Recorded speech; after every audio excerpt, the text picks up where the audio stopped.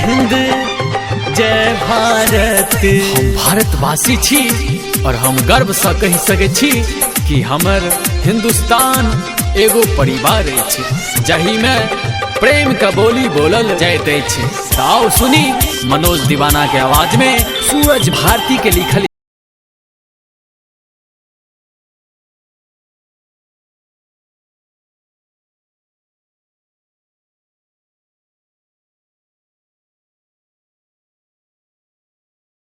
भारत के बेटा कहबै छी हिंदुस्तानी। हम छी भारत के बेटा कहबै छी हिंदुस्तानी। दोष लेल रहै छी सबनम त दुश्मन लेल सुनामी।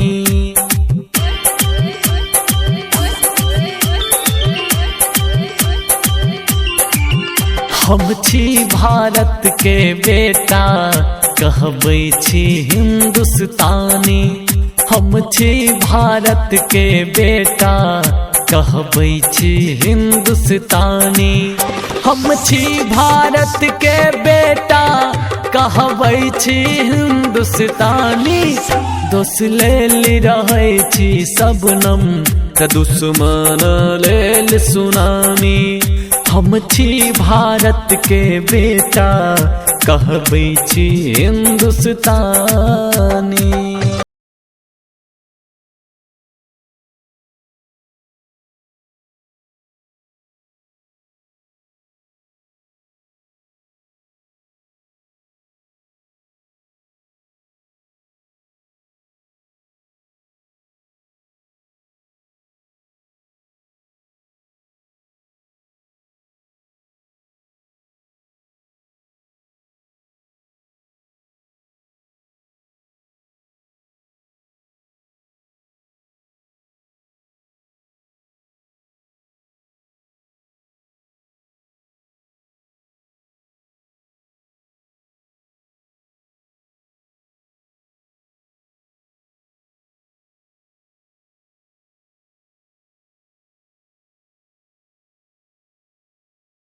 हिंदू मुस्लिम सिख आ संगे भैया ईसाई रहै छी बन के हरदम एक दोसर के परछाई।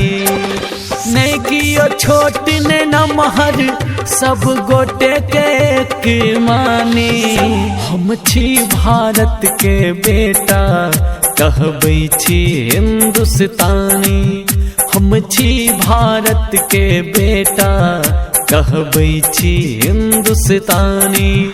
हम छी भारत के बेटा कहबै छी हिंदुस्तानी। दोष लेल रहै छी सबनम त दुश्मन लेल सुनामी। हम छी भारत के बेटा कहबै छी हिंदुस्तानी। वंदे मातरम।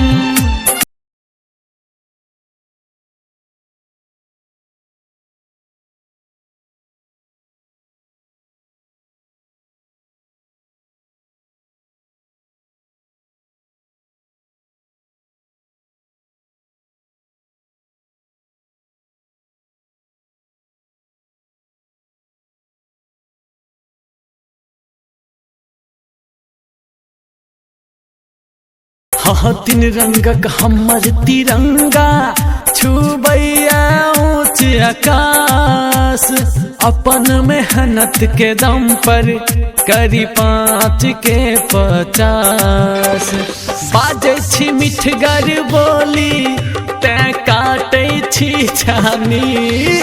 हम छी भारत के बेटा कहबै छी हिंदुस्तानी। हम छी भारत के बेटा कहबै छी हिंदुस्तानी। हम छी भारत के बेटा कहबै छी हिंदुस्तानी। दोष लेल रहै छी सबनम त दुश्मन लेल सुनामी। हम छी भारत के बेटा कहबै छी हिंदुस्तानी। इनकलाब जिंदाबाद। आबाद।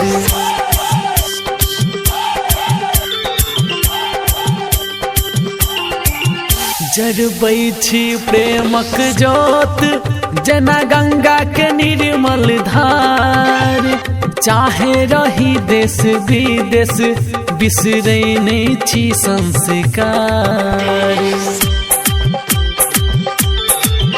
जरबै छी प्रेमक ज्योत जेना गंगा के निर्मल धार, चाहे रही देश विदेश बिसरै नहि छी संस्कार।